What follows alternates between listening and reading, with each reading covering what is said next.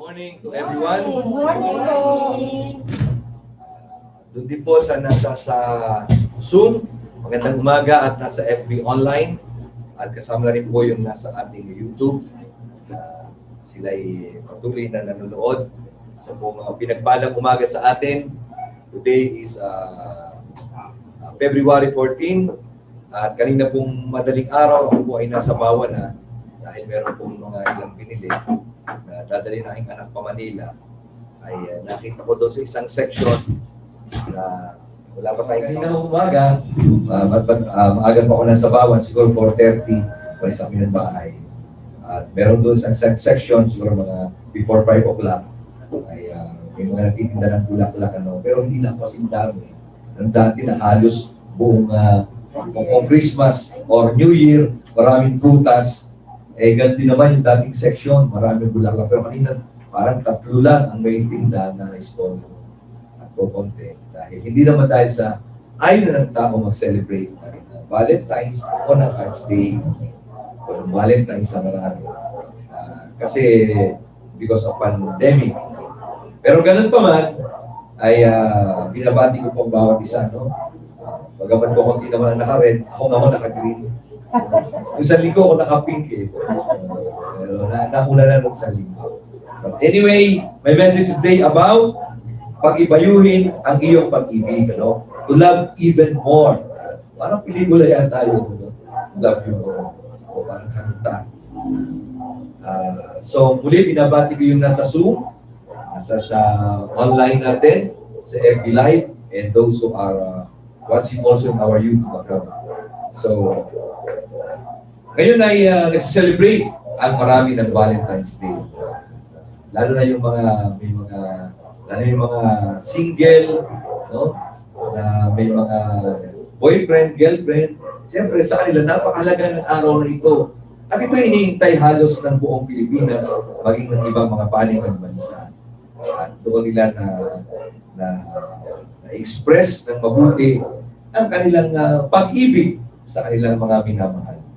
Bagamat ang pag-ibig ay hindi lang naman na nasusukat sa isang opposite sex, kundi sa maraming bagay.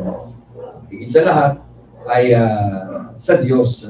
Sapagkat kung ating babasahin ang balalang kasulatan, sinabi ng Bible na sa 1 John na God is love. Ang Diyos ay pag-ibig. Kaya when we talk about love, kung gusto natin maranasan ang tunay na pag-ibig, ay dapat makilala natin ang tunay na Diyos.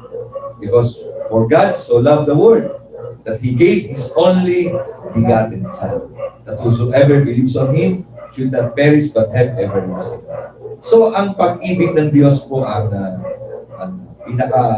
pinakamaganda o ang Diyos.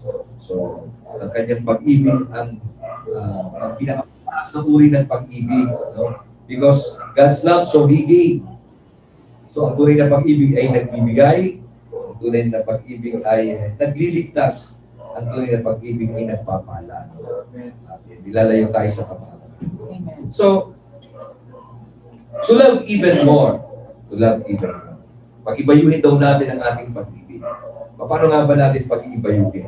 Minsan po kasi yung pag-ibig na binibigay ng tao ay, o yung pag-ibig natin ay minsan may hangganan, nalilimitahan.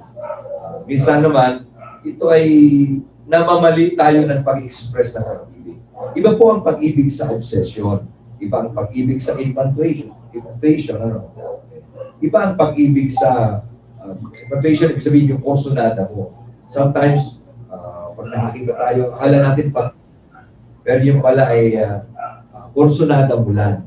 Ang pag-ibig ay mas maintindihan natin mamaya sa ating pag-aaral.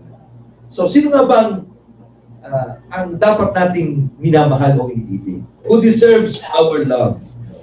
Sino ba ang dapat nating mahalin? Sa Matthew chapter 22, verse 37 to 38. Sumunod si Jesus, mahalin mo ang Panginoon mong Diyos ng buong puso, ng buong kaluluwa, at ng buong pag-iisip. So, mahalin mo ang Diyos with all your heart, with all your soul, and with all your mind. At ito naman ito ang pinakamahalagang Diyos sa lahat. At ang pangalawa, na pinakamahalagang utos ay katulad din ito, mahalin mo ang iyong kapwa gaya ng pag-ibig mo sa iyong sarili. So, sino nga bang deserving ng ating pag-ibig? So una, God, ang Diyos ay, God deserves our love. Kung titingnan natin ang binanggit ko sa inyo kanina, dahil siya ang unang umibig sa atin. Hindi pa man tayo o hindi pa man natin lubusang kilala ang Panginoon. Minahal na tayo ng Diyos. Sa kabila ng tao ay nagkasala, minahal na tayo ng Panginoon. That's why He gave His Son.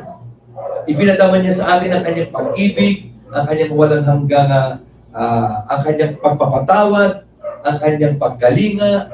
Sa kabila na tayo hindi karapat-dapat, ganun pa man, minahal pa rin tayo ng Panginoon. Kaya karapat-dapat, siya ay mahalin din natin. So, God deserves our love. No? Pangalawang bagay, ang ating sarili. Yourself. No? Hindi natin magagawang mahalin ang ating kapwa o magmahal sa iba kung hindi natin kayang alagaan, pangalagaan, ingatan at mahalin ang ating mga sarili. Walang taong nagmamahal sa kanyang kapwa na hindi muna nagmahal sa kanyang sarili. Kung mahal mo ang iyong anak, dapat alagaan mo ang iyong sarili. Kung mahal mo ang iyong asawa, dapat alagaan mo ang iyong sarili. Diba? Sapagkat ang pag-ibig ay maipadadama natin ng wasto sa ibang tao kung ito ay minamahal natin. Bakit mo ba iniingatan ang iyong sarili? Ito ay isang classic example. Classic na ito sa bahay-sambahan na ito, sa ating church, na lagi natin ibinibigay na kapag sakay sa aeroplano, di ba, meron doong mga staff o yung mga utility o yung mga stewardess o yung mga utility man na nagbibigay sila ng tamang protocol at mga tamang pangalaga at pag-iingat kung sakali dumating ang sakuna. No? At doon ay merong hinihila sa may itaas na katapat ng iyong upuan na ang tawag ay oxygen. Kung sakaling karoon ng problema, ihilahin mo ng oxygen at yun ay ilalagay mo sa iyong bibig para ikaw ay makahinga. Paano naman kung ikay mayroong dalang bata na bubuwaring lamang o wala pa kakayanan bumila? So ang gagawin mo, ihilahin mo oxygen dahil mahal na mahal mo ang iyong anak at ayaw mo siyang mapahamak, anong gagawin mo? Siya ba ang iyong uunahin? No? So ang dapat mong gawin ay ikaw ang iyong uunahin. Dahil pag ang bata ang iyo na, hindi mo pwede sabihin, Lord, mahal na mahal ko po ang anak, kaya siya na lamang po ay bibigyan ng oxygen. Maya-maya mamamatay na rin ang iyong anak dahil wala na magbibigay. Dahil hindi niya pa kaya. Kaya importante na unahin niya ang kanyang sarili para meron siyang lakas at kakayanan upang alagaan ang kanyang anak. Tama po ba? Amen. Ganon din sa ating buhay. No? Kung makakaya mong mahalin ang ibang tao, kung mahal mo at inaalagaan mo ang iyong sarili. Yan. Okay. Hindi natin masyadong papakahabaan doon. Pangatlong bagay ay your family. No? Your mother, your father, your brother and sister, ang iyong pamilya. Because they are the one who close to you. Sila yung kasi ang pinakamalalapit sa iyo. No? Kaya nga sabi ng Bible, ang taong sinasabing semi-pananampalataya, hindi naman marunong kumalinga sa kanyang sambahayan. Ay isang uwan, ay sabi bulaan, nagsisinungaling. Dapat, kung mahal mo, ang pagmamahal ipinapadama mo sa iyong pamilya. Bakit? Sila kasi yung pinakamalapit sa iyo. Sila ay maaaring tumulong sa panahon at sila rin ang iyong laging babalikan at tatawagan. Remember the history of the prodigal son? Nung wala na siyang magawa, wala siyang naisip kundi ang bumalik sa kanyang sambahayan. Kaya, una, mahalin mo ang Diyos. Pangalawa, mahalin mo ang iyong sarili. Pangatlo, who deserves your love? Mahalin mo ang iyong pamilya. Yeah? Kahit sino pa yan, mahalin mo ang iyong pamilya. So, doon sa marami magkakapatid, sa malahing pamilya, kailangan ipadama natin ang pagmamahal. Hindi lamang pag Valentine's Day, or Heart's Day, or Araw ng mga Puso. Sa bagay, kahit yung Valentine's Day, di ba tinatawag na Araw ni Valentino? Pag tinagalog mo, Araw ng mga Puso. Di ba? Meron ba kayo na, anong Tagalog sa Valentine's Day? Araw ng mga puso. Mula pagkabata, narinig ko na yun. Pero pag in-English mo, sa tawag nila, Valentine's. Pero sa Tagalog, araw ng mga puso. So hindi lang sa panahon ng araw ng mga puso, pinapadama ang pag-ibig. Walang masama na ngayong panahon na ito ay maalala mo ang mga taong minamahal mo. No? Maalala mo bigyan ng flower, ng chocolate, o ano bang bagay.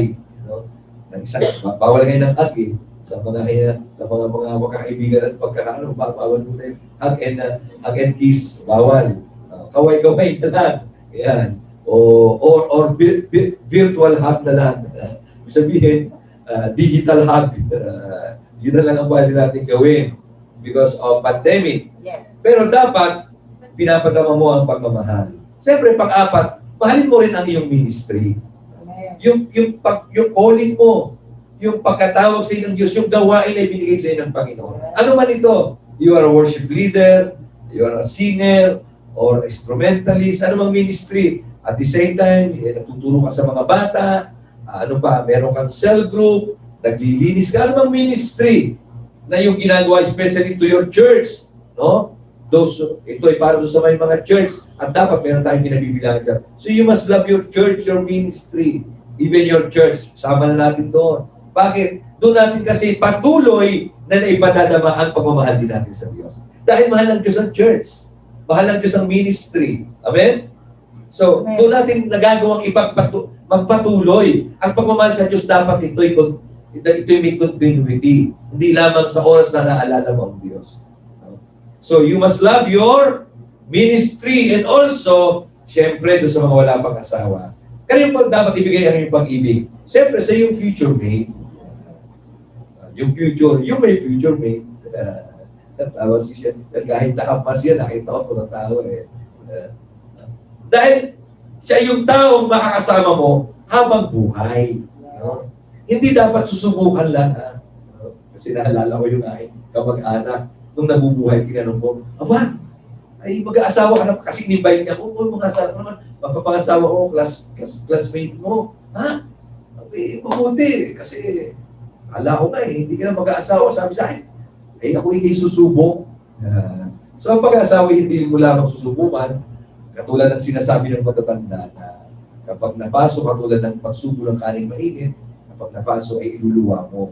So, you must love your mate or your future mate. Why? Dahil siya yung makakasama mo. And also, siyempre, sa mga wala pang anak, so you must love your future children. Dahil sila yung regalo sa ng Diyos. Children are gifts from the Lord. They are gifts of God. Sila yung regalo mula sa Diyos. Okay. Sabi nga ni Jacob, umaharap niya si Esau, pinailan niya sila yung asawa at ang aking mga anak na regalo ng Diyos. Kaya dapat natin mahalin ang ating mga anak. Ating mga anak. Doon sa mga wala pang anak. Your future children. Okay. So, I want to share you about the practicality of love. Paano natin pag-ibayuhin ang ating pag-ibig. So, love versus infatuation. Yung practicality. So, I share you about that. So, ano mo ba ang definition ng infatuation o yung kursunada? Tingnan natin ang definition. Definition, a feeling of foolish, no? Or obsessively strong love for or admiration for or interest in someone or something. Strong and unreasoning attachment. So infatuation lang, yung kursunada mo lang. Hindi yung genuine love. Iba yung kursunada mo, no? Kasi yung kursunada, nagbabago yun. Because of sometimes of obsession, sometimes dahil because you admire him. Pero nagbabago yun, no? Nagbabago. Ang tunay na pag-ibig ay hindi dapat nagbabago. Katulad ng pag-ibig ng Diyos. Hindi nagbabago. Katulad ng Panginoon. So, loyal to one. Dapat, isa lamang ang iyong pag doon sa tinatawag na opposite sex. Kung ikaw ay wala pang girlfriend o wala ka pang boyfriend, kung ikaw mag-girlfriend o magbo-boyfriend, siyempre sa may asawa, automatic isa lang yun. Pero hindi ibig sabihin dahil sa hindi mo naman sa asawa, pwede ka na mag-girlfriend ng marami. Hindi yung lahat na lang ng kanto, lahat na lamang ng lugal, so ka man makarating. Sabi nga ng iba'y para ikang seaman, O, hindi ibig sabihin lahat ng seaman ay mahilig mag-girlfriend. Pero sabi, parang kang si Rizal. Kasi si Jose Rizal, pag binasa mo yung saysayang, parang lahat ng bansa na pinuntahan may girlfriend, ano? Kaya sabi ng iba, parang kang si Rizal. Hindi lahat ng kanto o lahat na lamang ng barangay ay meron kang girlfriend o boyfriend. Dapat you must be loyal. Hindi masama na ikaw'y umanga o maaaring magkakras sa iba. Natural lang yun. Pero yung pag sinabing commitment o nag-girlfriend ka ng boyfriend, abay, huwag naman yung lahat ng barangay may kang boyfriend. Lahat na lamang yun. Alam nyo, merong mga tao talagang kay babae, kay lalaki, parang lahat na lang ng mga kursunadahan niya, gusto niya gawing girlfriend, then gawing boyfriend. So, is that good? Love focuses on character. Ang pag-ibig ay nakatingin ito sa karakter. Hindi lang dahil sa pamantayang pisikal. Ugali, yung katangian, yung values. Kung hinahanap natin ay sexy, macho, katipuno, ano pa, magandang damit, matangkat, long-legged, ano pa ba mga tall, dark, and no more. Sabi ng iba, gusto ko ikay-singkit, lalo na ngayon. Pag nakahit na singkit, ang tingin na mukhang Koreano na eh. O Koreana. Kasi ngayon, puso-puso yung mga Korean novela, pero medyo parang lumilipas ng konti. Hindi ko alam kung ano pa nung season dati nun. Sumigat yung mga Chinese, Nung una, yung mga Western na mga, sumigat din noon ang mga taga South America. Nung panahon ko, yung Menudo. Then ngayon, sumunod naman yung mga F4. And then ngayon, yung mga K-pop, sumisigat. So, kaya yung mga singkit, yun din ang kursunada ng iba. So, sabi nila, maputi. Yung iba naman, sabi nila, naalala ko ng isang araw, magsama kang Sister Stella, ay bumibili kami ng saging. Ay biniro ko yung nagtitinda. Pag-asawa, sabi ko sa lalaki, pili nyo ako ng medyo maitim. Gusto ko kasi sa sukal, yung medyo sunog. Sabi ko, yung medyo maitim, bibigay yung medyo maputi. Ayaw ko niyan. Medyo, lagi na ako kasama ko at nakasawa ko yung maputi na. Kaya gusto ko naman yung maitim. Tumawa na. So, minsan, kasi ang batay ng iba, lalo sa hitsura, sa kulan, sa tangkad, sa hisig, Even God, maliwanag na sinabi niya ito nung piliin niya si David. Kung tutuusin si David, hindi naman siya kasama sa pinagpilian. Hindi nga kumbaga sa kandidato, hindi nga siya kasama sa kandidato. Kasi hindi nga siya kasama sa pinahilera ng kanyang ama. Di ba? Nasa si David noon, naroon sa bukid, nag-aalaga ng pastol. Kaya hindi kasama sa pinagpilian. Pero minsan iba ang pinili ng tao. Iba ang pamantayan ng tao, iba ang pamantayan ng Diyos. Sabi ng Panginoon, hindi ako sa tangkad, hindi sa isip ako tumitingin, sa puso ako tumitingin. So kung ating unawain, ang Diyos talaga ang unang nagdisenyo ng tunay na araw ng mga puso. Amen. Ang Diyos. Kasi sa simula-simula, laging ang puso ang tinitingnan ng Panginoon. Kapag ang pamantay natin ay panlabas, hindi yan love, yan ay infatuation. Sabihin, umahanga ka lang, kursunada mo lang. Ang tunay na pag-ibig ay hindi tumitingin sa panlabas.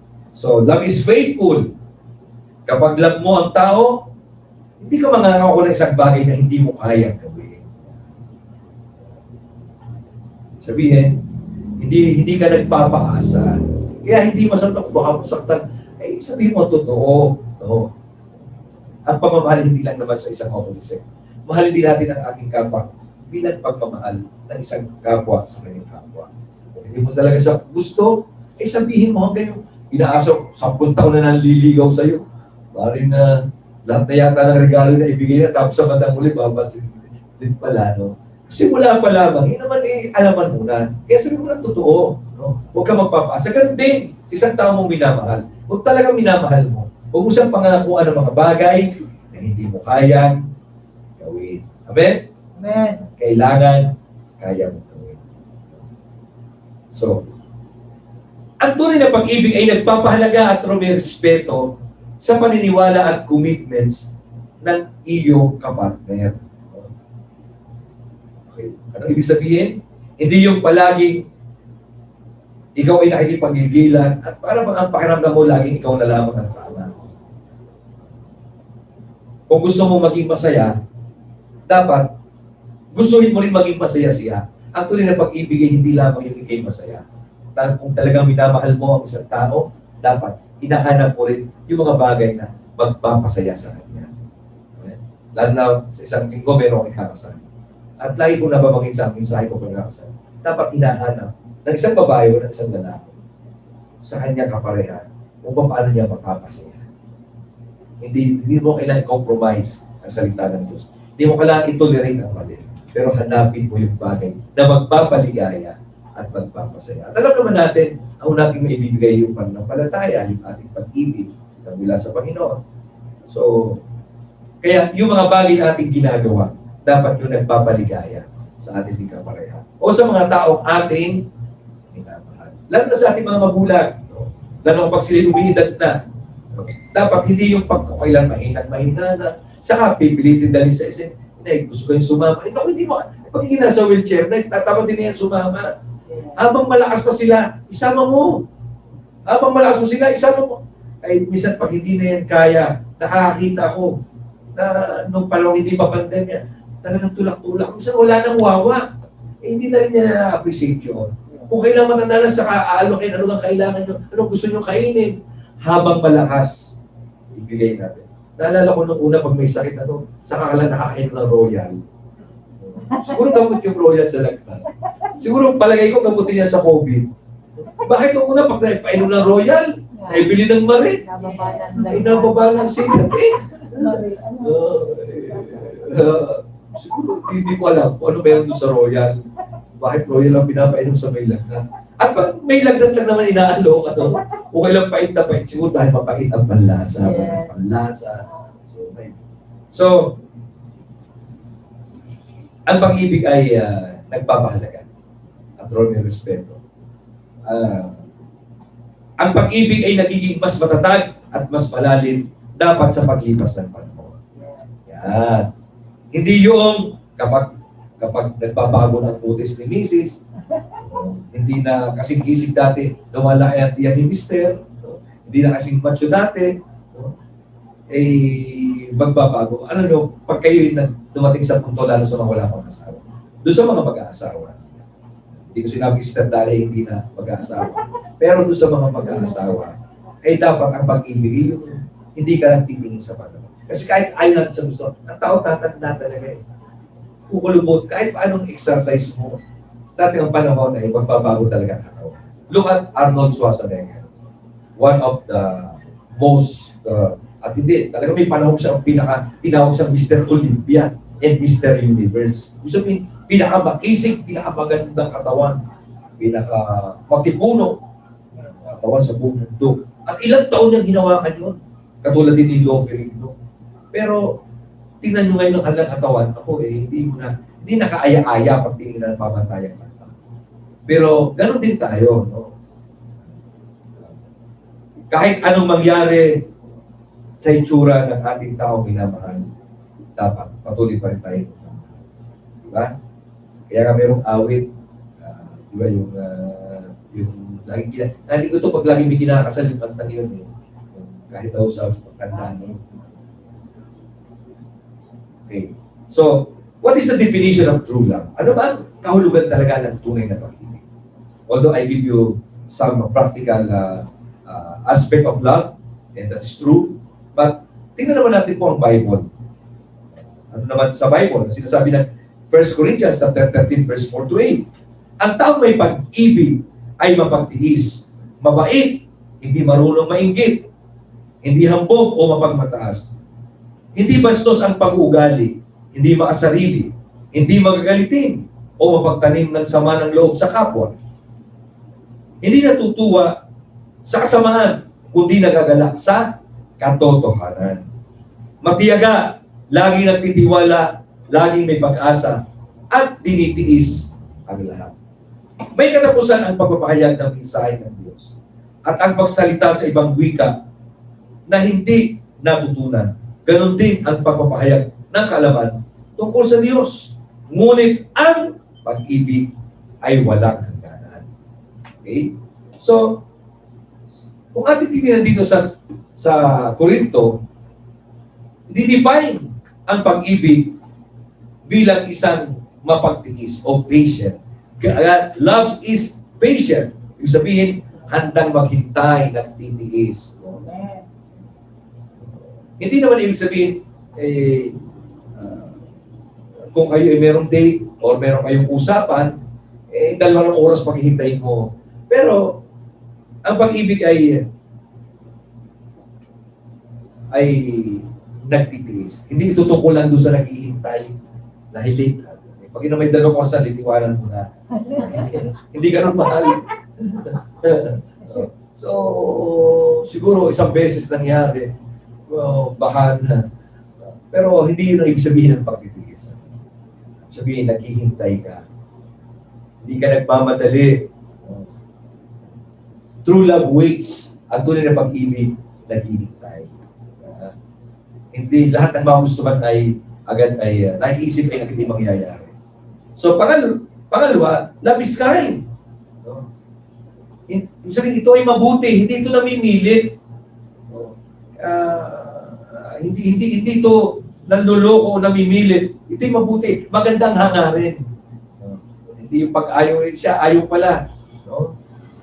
Kung yayain ka na isang bagay, lalo na kung kayo mag-boyfriend pa lamang, sa isang bagay katulad ng sex, or anumang mga, o magtanang, dapat ka bang sumunod? No?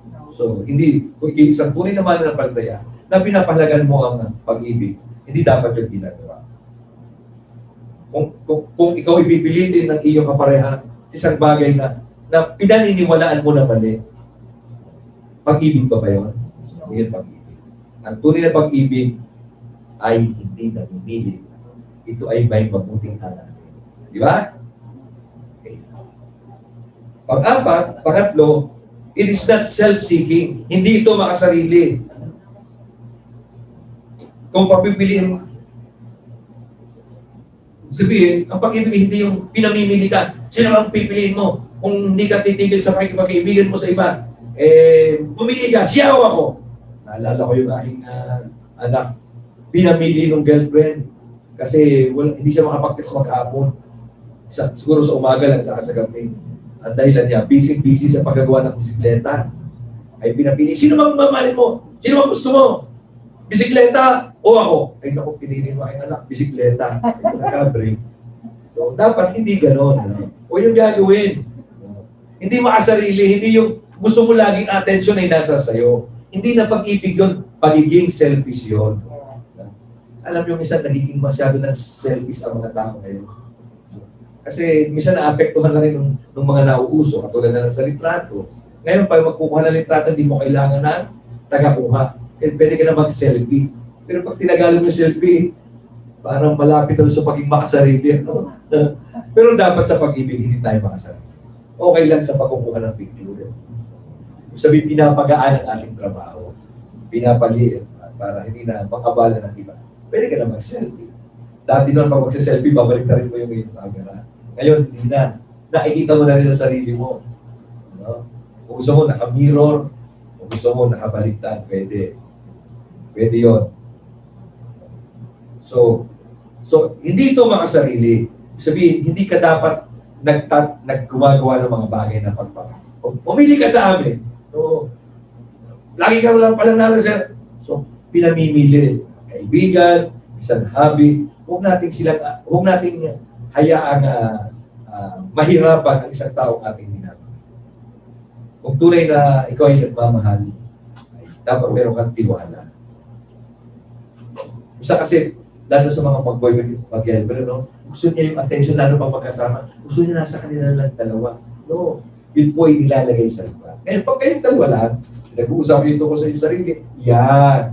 Pero pag may ibang bagay sa grupo, o kayo ay nasa sa church, laro kayo sa paglalaro, kasama ang mga barkada, dapat huwag nating, sumama pa. No? Sino pa rin pala gusto lagi sabi nga ng iba'y magkapuyangot.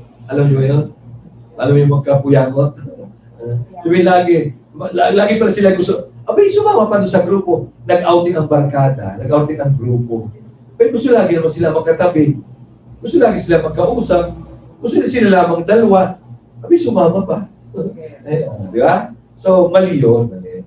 Hindi madidevelop yung mabuting relasyon sa ganung mga bagay. Magiging obsessed ka lamang. Papasok yung spirit of obsession, yung pagiging makasarili, obsession, na uwi lamang, mas lumalago yung kursunada kaysa rin sa pag-ibig. Ang pag-ibig ay hindi makasarili, at ang pag-ibig, it always protect. Hindi yung pag nakita mo may kausap, yung girlfriend mo na iba yung iwagad mo bubugin. Hindi yun lang sabihin na always protect. Dapat iyong binabantayan, iniingatan, at pinapangalagaan. Hindi yung ikaw pa nagkikismis na mas ugali ng iyong boyfriend o ng iyong girlfriend. Paano ba naging asawa mo yun? Ay siya, laging away away yan ng kanyang biyanan. Kasi ikaw ang nagkukwento ko. So dapat dahil parang hindi dahil sa tinotolerate mo ang maling bagay.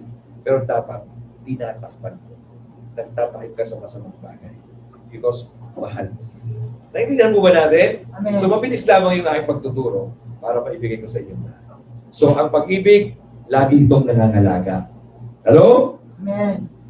Lagi itong nagpuprotekta. Binabantayan. Hinahayaan mo mangyari sa kanya yung plano ng Diyos. Hindi yung ikaw ang humahad lang. Yes. Minsan kasi hindi natin namamalayan. Hinahadlagan natin. At minsan na itutulak natin, iba yung tinawag at iba yung tinulak. Minsan na itutulak natin sa bagay na hindi naman yun ang pinapagawa sa kanya. Dahil lamang sa ating pagiging obsessed o pagiging makasarili.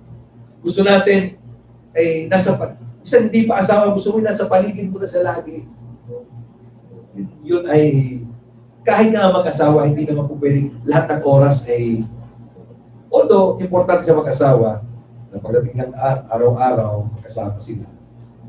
Kaya nga po, kung ating titingnan, kung maaari nga lamang yung mga pag-abroad, ay hindi dapat ginagawa pag may asawa na. Lalo na kung mag-abroad na, magkahiwalay. Ay iwan ang lalaki o ang babae dito. Tapos mag-abroad na. Mabuti sana kung tatlo. Kaya nga po sa ibang bansa, lalo na yung mga Briton, yung mga Amerikano, pag sila yung pumunta sa ibang bansa, magtatrabaho, pinakamatagal, 3 months. Hindi sila napahig na lalapas ng 3 months. At ang iba pa nga ay every 2 weeks. No? Kaya nga, pag ang inyong mga asawa, kay babae, kay lalaki, nakatagpo ng isang trabaho sa ibang bansa, na meron siyang rotation na 2 weeks dito, 2 weeks doon, pwede yun. Ibig sabihin, kasi pinapalaga ng kumpanya na kanyang pupuntahan ang halagahan ng pamilya. Pero pag yan ay 3 taon, meron pa nga 5 taon, namatay na ang asawa, namatay na ang ama, ang ina, namatay na lahat, pati kapitbahay. Namatay na lahat, hindi pa rin nauwi. Ngayon, kung ikay binata o wala namang asawa, iba yun. Pero pag may asawa, hindi na po yun. Hindi nakapalipaniwala, kaya ko ito ginagawa dahil para sa aking pamilya. Abay, namatay ng asawa, nag-asawa na, yung bunso ng iwan ay bagong nagapang pala, ngayon nag-asawa na, nagkaanak na, ay hindi pa rin nauwi, ay hindi na yung pagmamahal, pagiging makasarili. No? Hello? Amen. Kasi dapat, sabi nga ng Bible, ang pinagsabi ng Diyos, hindi dapat paghiwalayin ng trabaho. Di ba? Hindi dapat paghiwalayin ng trabaho, ng sino mang tao, ng anumang circumstansya. Kinalala ko nung kami, isang gabi lang, 2 gabi, hanggang 2 linggo, medyo okay pa yun, pero yung lumampas na 3 buwan, medyo hindi na rin mo magandang sa akin. Hanggat maaari, panalangin natin, kahit nga po yung mag-asawa mag-abroad ng parehong pupuntahan, kung mayroong anak na maiiwan na matagal, dapat po panalangin natin mabuti. Iba pa rin po, talagang mahal natin ang ating pamilya, ang ating mga anak, palakihin natin sila natin. Although sa ating bansa, hindi maiwasan na mag-abroad ang mga mahal natin sa buhay, ng matagalan, lalo na ngayon. Mabuti yung magulang ni Naris, tatay ni Naris, wala namang asawa, tsaka malaki na sila. Kahit siya 3 taon doon, okay lang. Wala naman sa kanya na wala namang asawang maaaring magligalig. So, doon po sa mga may asawa, pag-pray natin na magkaroon ng isang magandang buhay. Ang ating mga asawa, nakasama natin. O kaya naman, kung ako sa trabaho, at least yung mga 3 buwan lang pinakamatagal.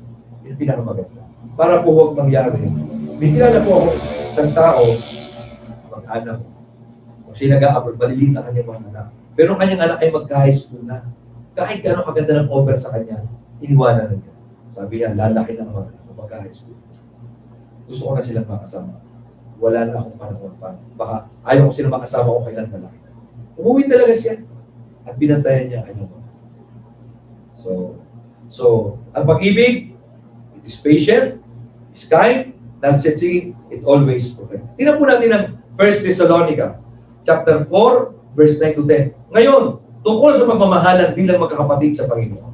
So, ang pagmamahalan ay para din bilang magkakapatid sa Panginoon. Ano? So, ito ay isa rin pag-ibig. At yung pag-ibig sa inyong mga kapatid sa Panginoon. Hindi na kayo kailangang palalahanan patungkol dito.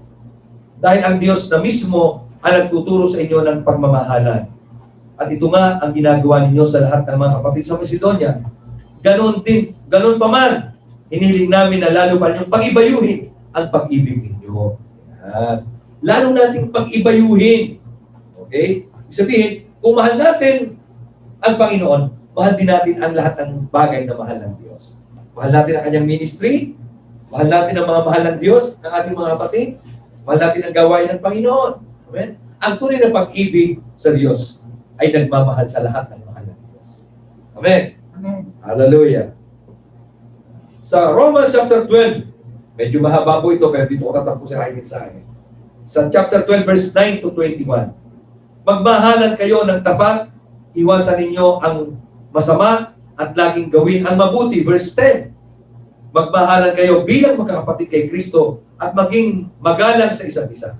Huwag kayong maging tamad, kundi magpakasipag at kung pusong maglingkod sa Panginoon. See? At dahil may pag-asa kayo sa buhay, magala kayo, magtiis kayo sa mga paghihirap at laging manalangin. Verse 13, tulungan ninyo ang mga pinabanal ng Diyos na nangangailangan at patuloy ninyo sa inyong mga tahanan ang mga walang matutuluyan. Ito yung mga kapatid na walang matutuluyan.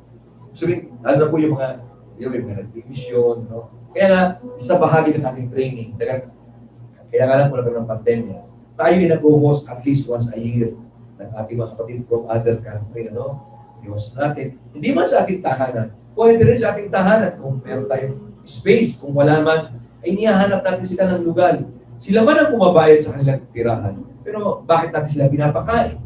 Ba't tayo gumagawa ng mga upang sila ay magiliw bilang pagkilala na sila ay kapatid natin sa Diyos. Sila ay mga lingkod ng Diyos. Amen? Amen. Na nangangailangan at patuloy ninyo sa inyong mga tahanan ang mga walang matuluyan. Idalangin niyo sa Diyos na pagpalain ng mga tao umuusik sa inyo. See? Pati yung mga umuusik sa atin, idalangin na pagpalain. Kaya nga po, lagi kong binabanggit, kung may mga umuusik sa atin, idalangin natin. Yung pala dapat gawin. Hindi gantihan. No? Kasi inisip ng iba makikita mo. Sana ng Diyos. Mali ang iyong dalangin. Dalangin natin, ipagpalain sila. No? Kasi minsan hindi naman nila alam talaga na kinakalaban nila yung Diyos. Hayaan natin ang pagiganti sa mga. Pero ang ating panalangin, pagpalain sila. Pagpalain ninyo sila sa halip na sumpahin. Liwanag ng Bible, ano dapat gawin sa mga umuusik? Pagpalain. Sa halip na sumpahin. Makigala kayo sa mga nagagala at makiramay sa mga naghihinag-peace. Yan. May namatay na si Brother Eli Soriano. Ang pinatutuwa pa. Patay na nga yung tao. Ano man laban ng isang taong patay? Hindi ko sinasabing naniniwala ako sa kanyang katungan. Pero sasabihin ko sa inyo ang totoo. Ako ay hanga sapagkat wala pa akong nakikitang katulad ng tao. Ganon ka well-versed sa Bible. It's very well-versed. Dahil nga lamang na-miss niya ang isang mahalagang bagay. Yung makilala si Jesus na tulusan. Yun ang importante. Hindi mo sinasabing kailangan tayo well-versed. Pero, minsan, napapahiya ako kapag nakikinig, pag minsan narinig ko si Eli Soriano, ang galing niya magbasa ng Bible. Kita-kita mo masipag siyang mag-aral, masipag siyang magbasa. At sa ulado niya mga bersikulo ng Bible na dapat tayo mga mananampalataya ganyan. Hindi nga lamang, nabis niya yung ang Panginoon. Nabis niya si Jesus. Nabis niya yung kaligtasang ibinibigay naman. Pero may mga magandang bagay pa rin. Namatay siya na dapat sa kanyang paniniwala. Diba? So, and I hope na bago siya namatay, nakilala niya ng lubusan si Kristo bilang Panginoon at tagapagligtas. Pero huwag na naman siya pagpusigil. Huwag na naman sabihin pag i-highlight pa yung nagkakaso, ganito, ganda rin. No, that's not good.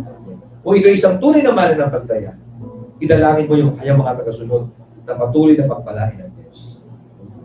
At ganap na maliwanag at makilala niya ang Panginoon bilang Panginoon tagapagligtas. Amen? Amen. Makikala kayo sa mga nagagalak, makiramay sa mga ginagpis. Mamuhay kayo ng mapayapa sa isa't isa. Huwag kayong magmataas. Yan. Isa kasi, kung nakipalagay na alam na natin ang lahat. Lalo na sa mga kabataan. Kung tayo man may malaabot, minatutunan, always remain humble. Kung tayo magmalaki. Kung may palagay na kaya mo na, ang totoo, hindi nyo pa kaya. Hindi nyo pa kaya.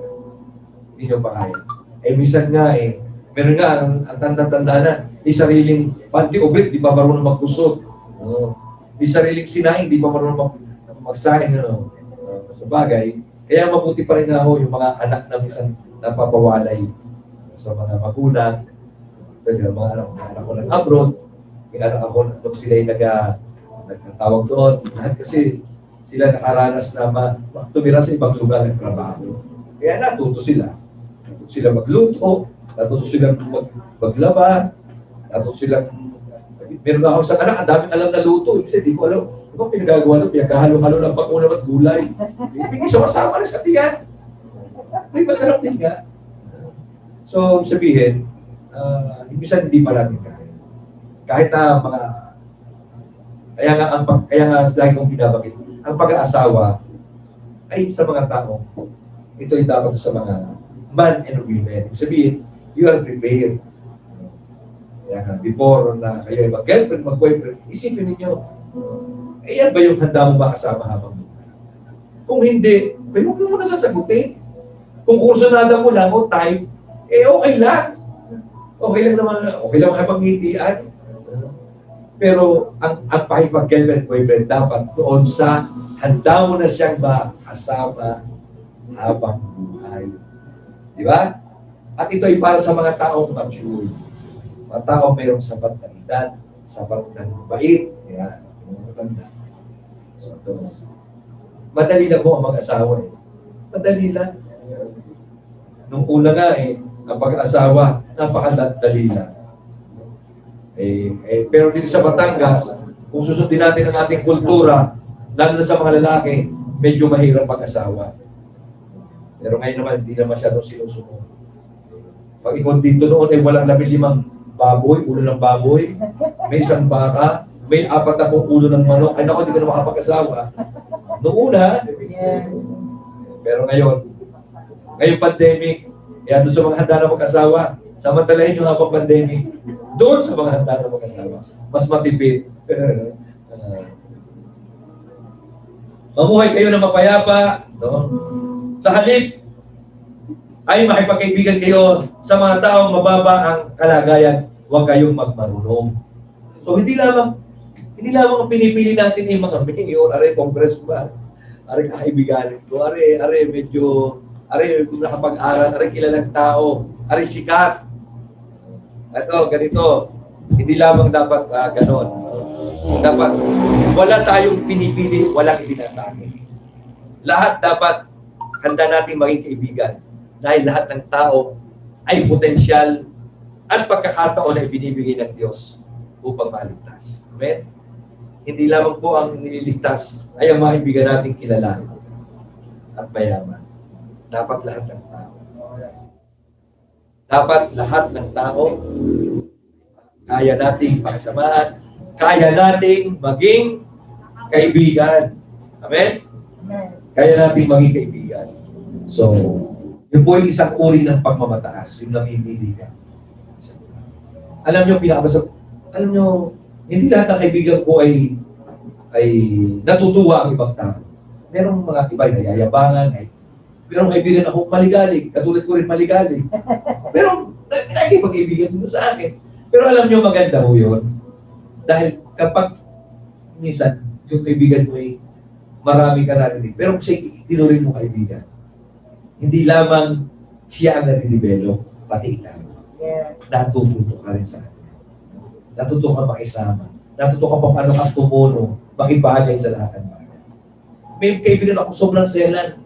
Ultimo tubig na iinumin, ikaw na nagbigay na kaibigan, hindi niya namang mabuti pa kung may dumi. Talaga, totoo yun. Pero kaibigan ko siya. Natutuwa ako sa kanyang ugali ko. Dahil ako kahit saan pwede uminom. Ay siya hindi. May kaibigan ako, pag natulog, ay walang dalang damit. Yung itinulog, pagising, gano'n pa rin yung tsura. Hindi nabugusot ang damit. Napakaselan. Napakanit. Pero, that's good. May kaibigan naman akong bara-bara na. Kahit anong pwede. Kung saan kayo kumain, kahit saan pwede. So, lahat ng tao dapat makaya nating pakibagayan. Amen? Verse 17, huwag niyong gantihan ng masama ang mga gumagawa sa inyo ng masama. O see? Gawin niyong mabuti sa paningin ng lahat. Hanggat maaari, mamuhay kayo ng mapayapa sa lahat ng tao. Mga minamahal, huwag kayong maghihiganti. Ipaubaya ninyo iyan sa Diyos. See? Amen. Sapagkat sinabi ng Panginoon sa kasulatan, ako ang maghihiganti, ako ang magpaparusa. We are not judged. Ang Diyos lamang po ang judge. Kaya, kung nagugutom ang iyong kaaway, pakainin mo. Kung siya'y nauuhaw, painumin mo. Dahil kapag ginawa mo ang mga ito, mapapahiya siya sa kanyang sarili. Huwag kayong patatalo sa masama, kundi talunin niyo ang masama sa magitan ng paggawa ng mabuti. Spread the love of God. Spread the, pag-ibayuhin natin ang pag-ibig na bigay ng Diyos sa atin. Kaya na lamang ang kanyang pag-ibig, ang kanyang pagsinta, ang kanyang pagmamahal sa iyo at sa atin. Kaya ibinigay niya ang kanyang anak na si Jesus upang ang sino mang sumampalataya ay hindi mapahamak o di magkamit. At ito ang buhay na wala. Ito ang tanda ng may buhay na wala. Kaya mong ipanalangin ang mga isisig. Kaya mong mahalin ang iyong kaaway. Kaya mong pakainin. Kahit sinong tao, hindi ka nagtatangi. Naintindihan mo at naunawaan mo ang tunay na hulugan ng pag-ibig. Dahil nasa sayo si Kristo, ang halimbawa ng pag-ibig ng Diyos. Tayo po ito ngayon. Hallelujah. Hallelujah. Glory to God. You learn something today? Amen. Hallelujah. We have the love of God. We receive the love of God. We can express that love. Pakita natin ang kaibahan ng tunay na nagmamahal. Ang pagiging tunay na mahal ng pantay. Sa girlfriend mo man, boyfriend, mag-aasawa ka, pakita natin sa iyong pamilya, sa iyong kapatid. Let's set the good example and be an influence. Be an impact. Not just in our family, in our community. Because God is love. God is in your life. God is in you. The love of God is in you. Hallelujah. Thank you, Father God. Salamat po sa iyong walang hanggang pag-ibig. Sa iyong pag-ibig na di nagmamali. Sa iyong pag-ibig na handang ibigay at iyong ibinigay ang iyong sarili para sa amin. Salamat, Panginoon. Tinuruan mo rin kami umibig at magmahal tulad ng iyong pagmamahal. Na matutunan namin, O Diyos, na huwag kamuhian ang mga tao umaaway sa amin, kundi ipanalangin namin sila. Kung sila may nagugutom o nauuhaw, amin silang kayang pakainin o painumin. Sa mga tao umuusig, dalangin namin sila iyong pagpalangin. Makilala-alalo nila ng iyong puso. Patuloy mo, Panginoon, na pag-ibayuhin mo, God, ang pag-ibig sa aming mga puso. And let, O God, this kind of love ay patuloy namin may spread, patuloy namin itong maikala, patuloy namin itong maibahagi sa marami, O God. Sapat naniniwala kami, ang iyong pag-ibig ay nagdadala ng pagliligtas. Ang iyong pag-ibig ay nagdadala ng pagpapagaling. Ang iyong pag-ibig ay nagdadala ng pagpapasagana. Ang iyong pag-ibig ay tumutugon sa anumang mga suliranin, maging ang pandemya na aming kinakaharap, Panginoon. Oh God, wala itong magagawa sa pag-ibig mo na ibinigay sa amin. Because of your love, oh God, we can be a conqueror, oh Lord. Because of your love, kami kaya namin maging mananagumpay at higit pa sa mananagumpay. Because of your love, oh God, kaya namin magpatuloy sa mga bagay na pinapagawa mo.